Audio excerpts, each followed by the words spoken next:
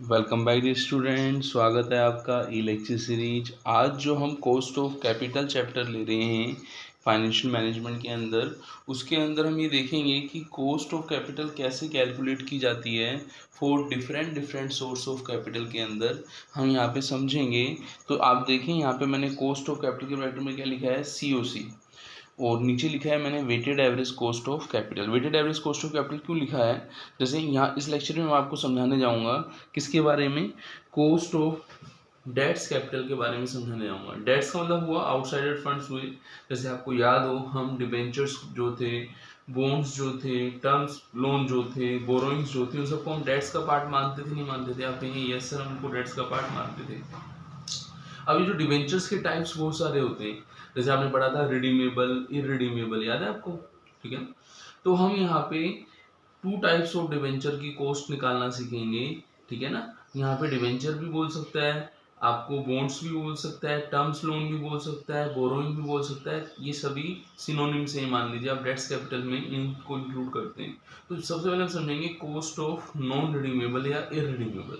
देखो non redeemable या irredeemable हमने पढ़ा था फर्स्ट टाइप, और सेकंड हमने पढ़ा था या तो कॉस्ट ऑफ रिडीमेबल। रिडीमेबल क्या होते हैं, रिडीमेबल और रिडीमेबल में डिफरेंस क्या है। जब हम बात करते हैं कि जब कंपनी डिवेंचर को इशू करती है, डेट्स कैपिटल को इशू करती है, उसके रीपेमेंट का एक टाइम होता है जिसको एन बोलते हैं, नंबर ऑफ ईयर्स। जब क्वेश्चन में आपको एन नहीं देगा तो नॉन नॉन है ना, नॉन नहीं देगा, एन नहीं देगा तो उसको हम क्या बोलेंगे, नॉन रिडीमेबल बोलेंगे। और जब एन देगा तो उसको हम क्या बोलेंगे, रिडीमेबल बोलेंगे। तो नॉन रिडीमेबल और रिडीमेबल क्या होते हैं, उनके फॉर्मूले हम यहाँ पे समझेंगे।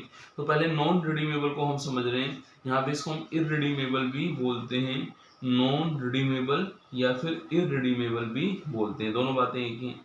तो यहाँ पे कॉस्ट ऑफ डेट्स जब निकलेगी तो हम कैसे निकालेंगे, जैसे मान लीजिए हमने जो इंटरेस्ट पे किया डेट्स पर, इंटरेस्ट का फॉर्मूला क्या होता है, वो होता है face value into interest rate. ये हमने पहले भी पढ़ा था। जो हमने इंटरेस्ट पे किया डेट्स पर, उस पर जो हमें टोटल अमाउंट मिला, नेट प्रोसेस का मतलब हुआ नेट अमाउंट रिसीव्ड हुआ हमें जो डेट्स पर, इनटू 100 कर देंगे तो हमारे पास क्या आ जाएगा, CD बिफोर टैक्स आ जाएगा। सपोज मान लीजिए कोई इंटरेस्ट हमने पे किया 9 रुपये मान लीजिए, और हमें 100 का जो डिवेंचर था उस पर 90 रुपये मिले, तो 9 डिवाइडेड बाई 90 इंटू 100 करेंगे तो CD बिफोर टैक्स क्या आएगा आपका, बोलो बोलो कितना आएगा, 10% आएगा। तो इस तरीके से हम देखते हैं कि जो हमने न्यू डिवेंचर इशू किए उसका नेट प्रोसेस कितना है। यहाँ पे ध्यान रखिएगा कि कभी कभी डिवेंचर क्या होता है, एग्जिस्टिंग होता है। If new issue, if old या एग्जिस्टिंग इशू है तो जो आपका NP है, नेट प्रोसीड्स, उसको हम किससे रिप्लेस करते हैं, बोलो मार्केट प्राइस से रिप्लेस करते हैं, करंट मार्केट प्राइस को हम लेते हैं। तो आई थिंक आपको समझ में आया होगा कि हम NP कब लेते हैं और हम MP कब लेते हैं, आपको क्लियर हुआ होगा। MP कब लिया जाता है और NP कब लिया जाता है। NP तब लेते हैं जब न्यू होता है, ठीक है ना, NP नेट प्रोसीड्स न्यू के लिए लेते हैं, और जब अपना पुराना होता है डिवेंचर्स तो हम क्या लेते हैं, बोलो क्या लेते हैं, बिल्कुल सही, हम मार्केट प्राइस लेते हैं। अब ये जो अपना आएगा इससे क्या आएगा, बोलो CD बिफोर टैक्स। इस CD बिफोर टैक्स को हमें किस में कन्वर्ट करना होगा, इस CD बिफोर टैक्स को हमें CD आफ्टर टैक्स में कन्वर्ट करना होगा। उसका फॉर्मूला आफ्टर टैक्स करने का मैंने आपको बताया था, कोई भी हम पढ़ते थे तो before tax into 1 minus tax rate, before tax into 1 minus tax rate. अब एक क्वेश्चन मैं इसके ऊपर ले रहा हूँ, इररिडीमेबल डेट्स के ऊपर मैं आपको एक क्वेश्चन करा रहा हूँ, उसमें हम समझेंगे, ठीक है ना, उसके अंदर हम कैलकुलेट करना सीखेंगे कि कैसे हम उसकी कॉस्ट जो है कैलकुलेट करते हैं।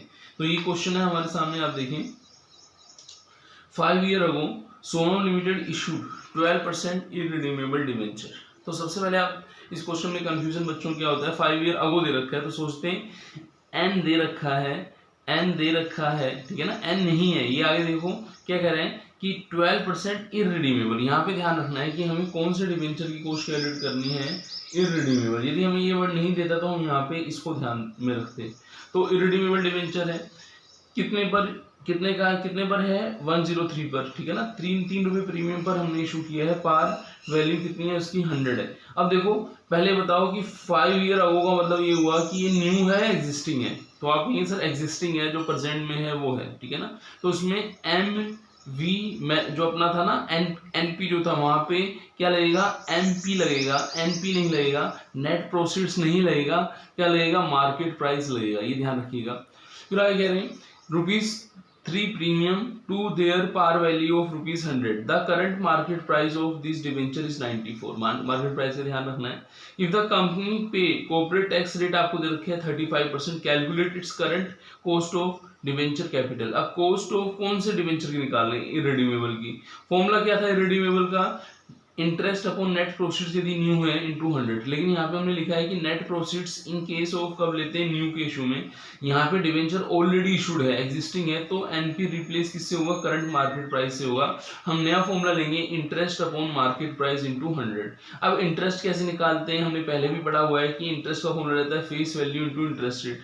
अब आप ये देखें कि जो 100 रुपए वाली पार वैल्यू है जिसको हम फेस वैल्यू बोलते हैं, उस पर इंटरेस्ट रेट कितने परसेंट है, कितना परसेंट डिवेंचर है, 12% है।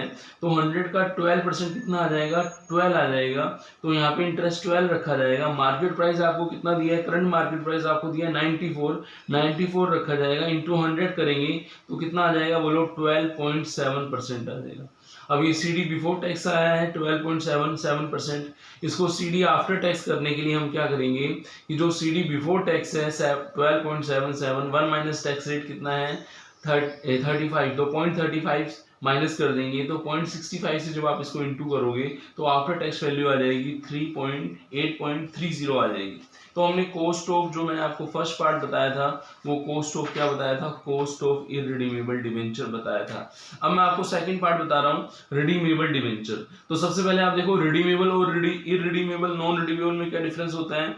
नॉन रिडीमेबल में एन नहीं होता और आपका रिडीमेबल में एन होता है। तो यहाँ पे ध्यान रख लेना, यहाँ एन वाला फॉर्मूला लगता है। कौन सा वाला फॉर्मूला लगता है, एन। ये जो नंबर ऑफ ईयर इसको हम एन बोलते हैं, एन वाला फॉर्मूला बोलते हैं। देखिए डिफरेंस क्या है, डिफरेंस ये है कि इंटरेस्ट जो था वो इंटरेस्ट एज इट इज आ गया। अब रिडीमेबल होगा तो उसकी रिडीमेबल वैल्यू भी होगी, तो रिडीमेबल वैल्यू में से नेट प्रोसीड्स की वैल्यू लेस हो जाएगी, ठीक है ना।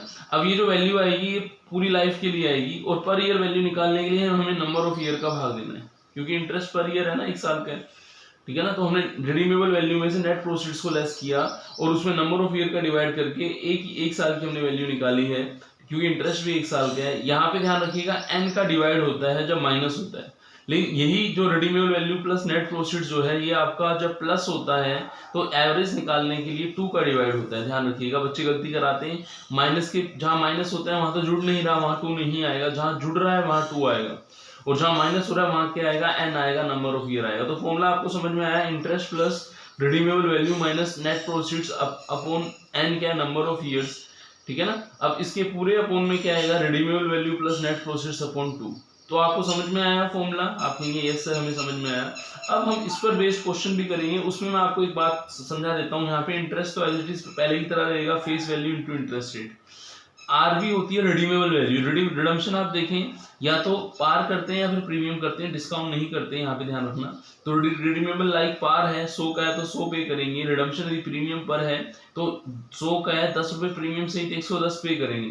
तो आप समझ गए होंगे रिडम्पशन या तो पार होगा 100 के बदले में 100 देंगे, या फिर प्रीमियम पर होगा 100 के बदले में 110 देंगे। फिर हम बात करेंगे एन का मतलब है नेट प्रोसीड्स। नेट प्रोसीड्स का मतलब है कि जो हमें कुल उससे जो रिसीव हो रहा है। तो नेट प्रोसीड्स हम कैसे निकालते हैं, नेट प्रोसीड्स 3 केस में निकालते हैं, जब इशू एट पार है, जब इशू एट प्रीमियम है और जब इशू एट डिस्काउंट है। तो यहाँ पे मैं आपको नेट प्रोसीड्स का एक छोटा सा इमेजिनरी एग्जांपल दे रहा हूँ, कभी भी आप नेट प्रोसीड्स में गलती नहीं करोगे। आप देखें नेट प्रोसीड्स के बारे में हमने सब पढ़ा था कि नेट प्रोसीड्स मतलब है नेट रिसीट्स, और नेट रिसीट्स 3 सिचुएशन में देखते हैं, जब हमने इशू कब किया है, हमने एट पार किया है, फेस वैल्यू का मतलब 100 का है 100 पर इशू किया है। लेकिन कभी भी ध्यान रखना जब आपको न्यू शेयर देगा, क्या देगा, न्यू शेयर। जब कोई भी कंपनी न्यू शेयर इशू करती है तो उस पर उसको इशू एक्सपेंसेस करने होते नहीं होते, तो आप कहेंगे यस सर करने होते हैं। तो इशू एक्सपेंसेस चाहे फेस वैल्यू पर इशू हो चाहे प्रीमियम पर इशू हो, मतलब 100 का शेयर है 100 पर इशू तब भी इशू एक्सपेंसेस होंगे, 100 का शेयर 110 पर इशू तब भी इशू एक्सपेंसेस होंगे, 100 का शेयर 90 पर इशू हो, डिस्काउंट पर इशू हो तो भी क्या होंगे आपके, बोलो इशू एक्सपेंसेस होंगे। तो पार का मतलब है यहाँ पे 100 का ही 100 पर इशू किया है, प्रीमियम का मतलब है 100 प्लस 10 रुपए पर इशू किया है, और यहाँ डिस्काउंट का मतलब है 100 माइनस 10 90 पर इशू किया है। अब यहाँ पे हमें एडजस्टमेंट किसका करना पड़ेगा, खाली इशू एक्सपेंसेस का। इशू एक्सपेंसेस में क्या हो सकता है, आपने अंडर राइटिंग कमीशन देखा था, अंडर राइटर को मिलता है, ब्रोकरेज देखा था आपने, प्रिंटिंग और प्रोस्पेक्ट्स जो हम करते हैं, तो ये सब इशू एक्सपेंसेस का पार्ट है। मान लीजिए 1 रुपए है पर शेयर, ये है टोटल 3 रुपए है, तो आप यहाँ पे देखें कि यहाँ पे भी 3 रुपए है issue expenses issue at par में, प्रीमियम पर भी 3 रुपए है इशू एक्सपेंसेस, और डिस्काउंट पर भी 3 रुपए है। तो अब हम क्या करेंगे, नेट प्रोसेस निकालते समय सिंपल हम ये देखेंगे कि यदि इशू एट फेस वैल्यू है तो हमें फेस वैल्यू 100 में से इशू एक्सपेंसेस 3 रुपए लेस करने होंगे। तो 100 में से जब 3 रुपए लेस करेंगे तो 97 रुपए आएगा, वो कहलाएगा नेट प्रोसीड्स। कब, जब हम इशू एट फेस वैल्यू कर रहे हैं। फिर है नेट प्रोसीड्स का प्रीमियम पर, जब हम प्रीमियम पर इशू कर रहे हैं तो नेट प्रोसीड्स निकालते समय जो प्रीमियम है वो तो ऐड हो जाएगा, लेकिन इशू एक्सपेंसेस पहले की तरह क्या हो जाएंगे, फेस वैल्यू में से लेस हो जाएंगे। तो हमने face value minus issue expenses plus premium किया है। अब बात आई डिस्काउंट में। डिस्काउंट के केस में पहले डिस्काउंट लेस होगा, आपको पता है, फेस वैल्यू माइनस डिस्काउंट, और फिर इशू एक्सपेंसेस लेस होंगे। जैसा कि हम देखें, हमने एज्यूम किया था कि वो इशू एक्सपेंसेस पर शेयर 1 रुपये अंडर राइटिंग का है, 1 रुपये ब्रोकरेज का है, 1 रुपये प्रिंटिंग प्रोस्पेक्ट्स का है, आपके तीनों केसों में है, तो वही 3 रुपये यहाँ पे इशू एक्सपेंसेस हम लेस करेंगे।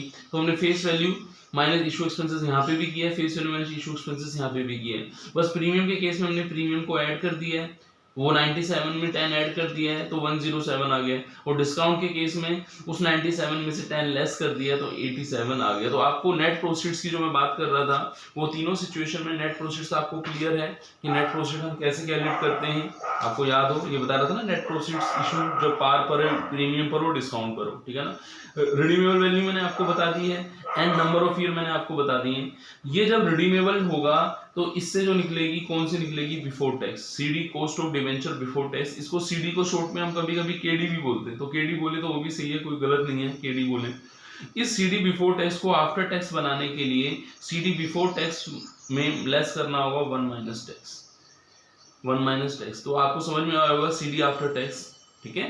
तो हमने आज जो है कॉस्ट ऑफ डिवेंचर कैपिटल को हमने समझा है रिडीमेबल नॉन रिडीमेबल के केस में, ठीक है ना। तो मिलते हैं नेक्स्ट वीडियो में, आपका थैंक्स।